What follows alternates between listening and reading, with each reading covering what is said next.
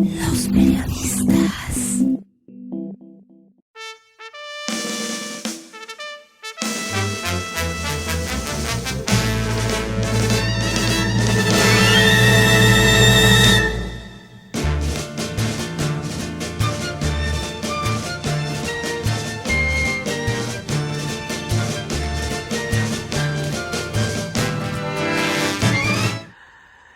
Desde hace unas 3 décadas, los franceses pusieron de moda la celebración del Día Internacional del Chocolate, un alimento mesoamericano cuya trascendencia en Europa se le debe a los españoles, a los suizos y a los franceses, quienes lo elevaron a las mesas de la gran cocina.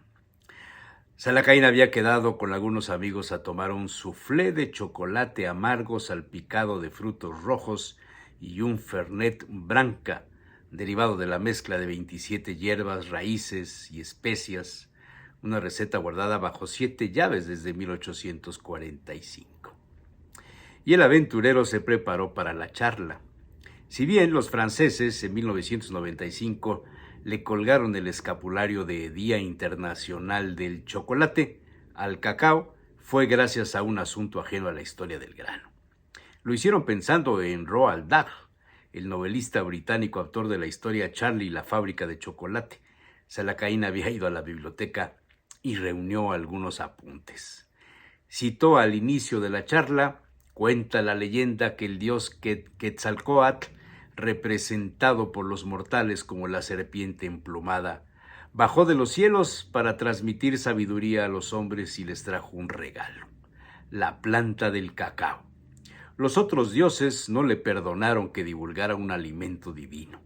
Se vengaron y fue desterrado por el dios Tezcatlipoca. Esa era una de las historias en torno al cacao. Salacaín había leído años atrás una de las mejores investigaciones sobre el tema. La escribió el geógrafo y botánico francés avecindado algunos años en Valladolid, España, Alain Huet de Lemps. Sus textos resumían una buena parte de la historia sobre cómo el cacao conquistó los paladares europeos. Salacaín bajó con sus apuntes y empezó a leerles a los amigos. El chocolate fue descubierto por los españoles en la conquista de América y, evidentemente, se difundió en Europa a través de ellos. Esta bebida tenía un importante papel en las ceremonias aztecas y los granos de cacao constituían incluso una moneda de cambio. Según Fernández de Oviedo, aquellos granos permitían adquirir todo lo que se deseara: oro, esclavos, ropa, prostitutas. Los frutos del árbol del cacao, Teobroma cacao, las mazorcas, contienen de 25 a 30 granos que proporcionan una pasta a la que los amerindios añadían algunos ingredientes, sobre todo pimienta y achiote, a veces maíz, frutas o incluso hongos alucinógenos. Esas diversas preparaciones hacían del chocolate tanto una bebida como un medicamento, un afrodisíaco, pero también un verdadero alimento. Díaz del Castillo, que asistió con Cortés en 1519 a los banquetes del rey Moctezuma en Tenochtitlán, describió la fabricación de la bebida. El cacao molido y mezclado con pimienta servía y después se removía fuertemente con un molinete para que hiciera espuma antes de degustarlo. Los conquistadores encontraban aquel brebaje amargo y picante, más adecuado para echarlo a los cerdos que para consumirlo los hombres, añadía uno de ellos. Todo cambió cuando se les ocurrió añadirle azúcar. Ignoramos dónde ni cuándo tuvo lugar ese descubrimiento esencial para el futuro del chocolate. Ciertas tradiciones mexicanas lo atribuyen a las religiosas instaladas en Oaxaca, que habrían querido suavizar la bebida sustituyendo la pimienta por el azúcar. El desarrollo de las plantaciones de caña en México permitió obtener el azúcar necesario y ese chocolate azucarado tuvo un enorme éxito entre los criollos españoles.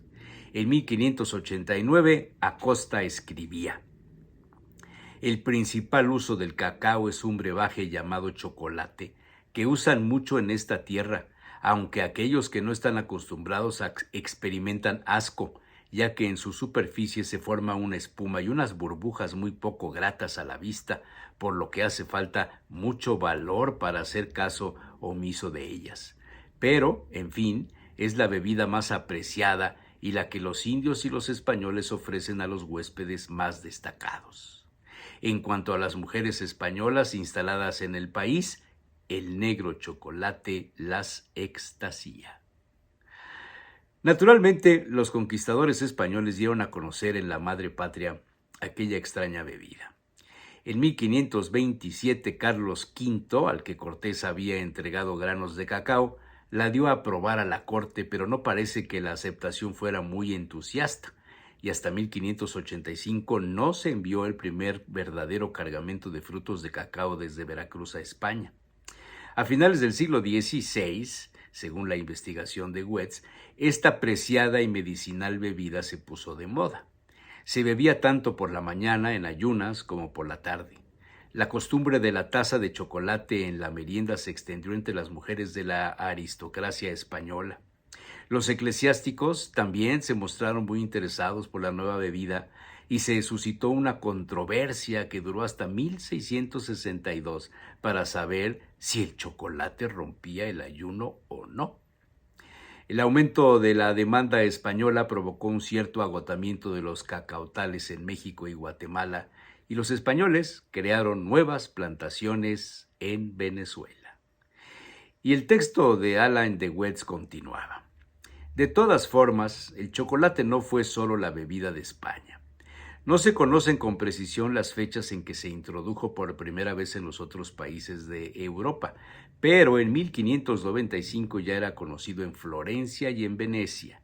Después, a principios del siglo XVII, en Nápoles, de donde en 1641 se habría exportado a Alemania. Desde esa época, los barcos holandeses transportaban el cacao entre Venezuela y España, y en 1657 se introdujo en Inglaterra procedente de Holanda. En Francia, el chocolate habría aparecido a principios del siglo XVII. Ana de Austria, hija de Felipe III, lo apreciaba mucho. La moda del chocolate entre la aristocracia se consolidó bajo Luis XIV, sobre todo tras el matrimonio del rey con María Teresa en 1660, que venía de España, donde había adquirido la costumbre de degustarlo. En una de sus cartas, en 1671, la marquesa de Sévigné se mostró en un principio entusiasta antes de cambiar de opinión en varias ocasiones, ya que la nueva bebida tenía sus detractores en la corte. Bajo el reinado de Luis XIV, el consumo del chocolate siguió siendo esencialmente aristocrático. En 1659, el rey concedió a David Chaillon el privilegio exclusivo de vender y despachar una cierta composición que se denominaba chocolate. Su establecimiento estaba situado en la calle San Honoré y el privilegio fue renovado en 1666. En 1699, el nuevo beneficiario, que vendía también café y té, tenía su establecimiento en la orilla izquierda del Sena, en la calle de Dauphin, pero al año siguiente la venta ya era libre, aunque los clientes no aumentaron significativamente porque el chocolate era caro. La taza costaba 2 o 3 veces más que la del té o del café. En el siglo XVIII, el chocolate fue cada vez más conocido en Europa y los importadores de frutos de América no dejaron de aumentar. Los ingleses crearon algunas plantaciones a partir de 1660 en Jamaica. Los franceses hicieron lo mismo en Santo Domingo. Sin embargo, Venezuela siguió siendo el principal proveedor de Europa, en especial de los mejores cacaos, los criollos. Se establecieron nuevas plantaciones como la de Chuao en 1649 y Felipe V, para recuperar el control del comercio, fundó en 1728 la Compañía Guipuzcoana de Caracas, que exportó entre 1730 y 1784 43,000 toneladas de cacao a España. Se mejoraron las técnicas de fabricación. El molido de los granos se realizaba tradicionalmente de rodillas sobre una piedra curvada parecida al metate de los aztecas. En 1732 a Buisson se le ocurrió que los obreros podían trabajar de pie en una mesa caliente, lo que permitía que la tarea fuera menos penosa y que el rendimiento aumentara. Y un inglés de Bristol instaló una prensa hidráulica en 1728. Pero las primeras verdaderas empresas industriales aparecieron en los años 1770 con las fábricas de Pelletier y la chocolatería real Le Grand de Aussy.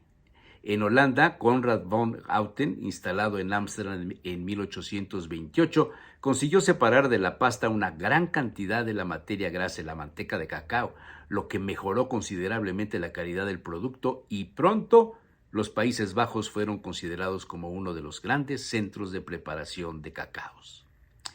En Suiza, la primera chocolatería se construyó en Vevey en 1819. Le siguieron otras, Suchard, 1824, Kohler, 1828, después Lindt, Tobler y finalmente Nestlé. Estas dos últimas perfeccionaron en los años 1870 la fabricación del chocolate con leche. De hecho, el chocolate ya no se consideraba solo como una bebida, se consumía cada vez más en forma de tabletas sólidas para la merienda de los niños. En fin, el alimento divino de Quetzalcóatl ha conquistado los paladares del mundo.